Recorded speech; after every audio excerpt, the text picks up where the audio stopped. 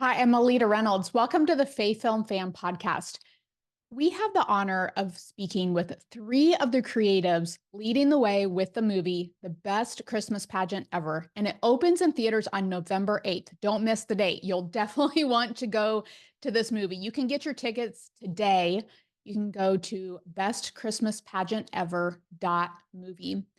We have the director, Dallas Jenkins, also known for creating and directing the Chosen series, as well as the co-producer, Kevin Downs, known for his many successful faith films, as well as comedian Pete Holmes, who stars in this movie as Beth's dad. This is your Christmas movie for the year. In fact, it's probably going to be the Christmas classic movie you continue to come back to. You're going to laugh, you're going to cry, and you're going to want to bring the entire family to this classic movie that will get you closer to the heart of Jesus, closer to the heart of the birth of Jesus, when you're seeing it through the eyes of the disadvantaged and the setting of poverty. Nice to meet you. Thank you for joining us, Pete. My pleasure. You play Beth's father, Bob, in this movie. Yeah. What did you love most about doing this movie? Oh, I didn't enjoy it. Dallas, despite his reputation, is a mongrel and a tyrant. He frequently struck me with the back of his hand.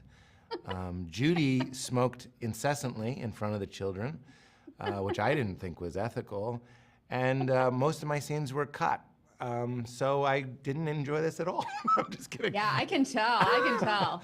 It was super fun. Every part of it was easy and a delight. And I'll tell you something I haven't mentioned yet is everything on the set just looked so Christmassy. It was, those stores that only sell Christmas stuff? It was like being in one of those stores. I personally love those stores. So I was just like, this just feels warm and fun. And both Dallas and Judy are so funny, and the kids are great. Molly is great. So yeah, I enjoyed every part of it. That's awesome. I know I have seen that you just totally loved the set. What was so powerful about that for you? Like, was it nostalgic? What was that for you? Well, honestly, it's a type of nostalgia, but that didn't get fulfilled until I was on the set, meaning we all know that Christmas card scene where there's a hearth and there's the stockings and there's the tree and it's expertly decorated and everything's so warm and kind of sepia toned. And I have a nostalgia for that, but I'm like, I don't think I've ever actually seen it, So, I mean, like, you've seen versions of it, but it's never been that perfect. Yes. So then when I saw it in real life, it was like walking into a greeting card or something.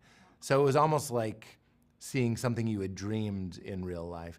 But even as I said that, it did remind me, I used to go to my aunt's house on Christmas Eve, and her house wasn't that different from it. So there was some real life nostalgia as well. I love that. I love that. Yeah. It really puts you in the Christmas spirit watching this movie. And I love that it's timeless. It's not like this was in the 1970s or whatever. It was a timeless look. That was really beautiful. I loved that. I agree. I kept putting on an Apple Vision Pro, and Dallas would yell, "Cut." And I was like, you don't understand. We need to timestamp this to 2024. And that's when it hit me. Oh, it my hit goodness. me in the Apple Vision Pro. I love that so much. You've built your entire career, I think, or the majority of your career off of being funny, and we can see that already, how that works. But you've said everyone's going to laugh, everyone's going to cry watching this movie. What was it like for you to be in an environment where it was funny, that release of comedic talents, but then also those heartfelt moments? Yeah, sometimes you would get whiplash. You'd go from something where Judy and I are clowning around, and then literally the next shot would be like a close-up and we're crying. And it was really cool to watch Judy do that effortlessly. I would sort of need to like take a moment and like try to shift gears, but she's a real pro and could just as easily be silly or weep. Right. I love that so much. Looking back on this entire filmmaking process, what particular scene stood out to you the most? Well, I really like the scene where I dropped the ham off. That's not a real ham, I'm gonna tell you. It was very light. You didn't eat it? I did eat it, but it wasn't real. And it was in the eating that I discovered its unreality. But it was in Winnipeg, which I've been told is in Canada, and it was very, very, very cold, which for me, as I'm supposed to be uncomfortable in the scene, seeing their impoverished lifestyle, the frigid temperature helped me get in touch with that. So I know that sounds like I'm kidding, but I'm not. I think of that day very fondly.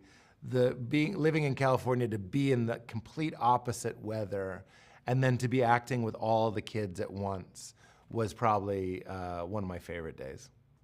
Thank you so much. We'll be praying for this film to really make an impact on the kingdom for everyone. It's a faith, family, friendly film, and we just can't wait for everyone to see you. Thank you for being a part of it. Your humor shines through the entire movie, so thank you for being a part of it. I appreciate it. Thank you. It's very nice to meet you. Hi, guys. Thank you for joining us, Kevin and Dallas. Thanks for having us. Yeah, absolutely. Kevin, tell us the origin of this story from a bestseller book to the big screen. Wow, I'm going to hand it off to Dallas because he's got a great origin story for him. This is his passion All project. right, let's hear this it. book right here, this is actually the copy of the book that my wife brought home for us to read to our kids. And I had read it when I was a kid, but didn't remember a whole lot about it. And I'm reading the book, and the first few chapters I'm laughing. It's very witty, it's very entertaining. And by the end of it, I am crying so hard from the heart and the message of the story that I can't read. And so my wife goes, all right, let me have it. And she reads, and she starts crying. She can't get through it. So I take it back from her. And so the Christmas tradition became us trading the book back and forth while we tried to read it to our kids, while our kids made fun of us for crying, but also loving the story so much. Right. And when I first finished it, I said, I have to make this movie. I mean, this was the movie I was born to make. The comedy, the drama, the Christmas of it all, the message of it, the story that it wrapped in this beautiful Christmas classic story, which I love Christmas and I love Christmas movies, but at the heart of it is a very, very strong and wonderful Jesus story. This is the story of the birth of Christ from the perspective of kids in poverty, and how they, who hadn't heard the story before, their unique perspective, the questions they ask, the fact that they're putting their own kind of imprint onto their understanding of it actually brings them and us closer to the heart of the story than maybe we've been and how we take it for granted. So I have pursued the rights to this movie for over 15 years before finally, because of the success of my show, The Chosen, the rights holders said, all right, there's other studios that had the rights, or the other directors, they never got it made, we're gonna go with you. And so just talking to you about this movie is in and of itself a long-standing dream and calling come true. I read that you said it would be tough to meet your expectations of creating this movie. Did it meet your expectations? Well, yes. I mean, I love the book so much, and I've had the story in mind for so long, and I've been picturing it. It really was okay, now I have to do it. Now I have to deliver. And everyone appreciated, Kevin as a producer, appreciated my passion for it, but passion only takes you so far. If I delivered a dud, they'd be like, yeah, well, thanks for your passion, but this movie doesn't work. Trust me, and I was skeptical because my wife, this is like the holy grail outside of the Bible, because it was part of her curriculum with our kids, homeschooling them. And there was a lot of expectation in delivering this movie. Like, you better not mess this up. And I can honestly say I'm so proud of the film that Dallas directed and made, because it really elevates the book. And not only do you get the feel-good laughter and the hijinks and all of that, but also the emotion is delivered in such a way that you want to experience it multiple times. Yeah, and the author's daughter, because the author, Barbara Robinson, is no longer with us, but her daughter said, and she was a little nervous too, because it's her mom's book, and this is sacred, and she just said, my mom is cheering right now. She was blown away by it. So the reaction has been wonderful. But at the end of the day, I feel, my family and I feel like we made the movie we wanted to make, and I appreciate Kevin and Kingdom Story Company helping that happen.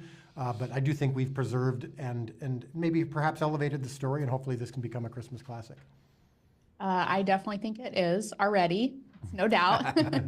Kevin, how do you think that you were able to balance these deeper messages, the humor of it, but then the deeper message, like the true meaning of Christmas? How did you put that together so well? Well, the goal is to make a film that all audiences can access, right? And so that's good. Young and old, male and female, so that, you know, adults don't get left out just because they think they're going to a kids movie, and then kids don't think they're going to something that they just don't understand. And I think we... And then also people who aren't in the church, too, right, that's right. Who can appreciate it from the herdman's perspective. Right, yeah. Well, look, it is the best Christmas pageant ever, so if you don't celebrate Christmas, maybe it is for you and maybe it's not for you. But I do think as a moviegoer, its entertainment value is very good because it goes by super fast. And so usually as a movie watcher, if those films that end and you kind of want more, I think deliver, you know, right on target. Well, I believe it is a Christmas classic. I believe everybody's going to be watching it. I just want to tell you, thank you for making this movie. I'm just praying for this movie to open the hearts of people who are or are not believers at this point. And we're just praying for this to impact the kingdom. Thank you so much. Oh, thanks so much for having us. Appreciate it.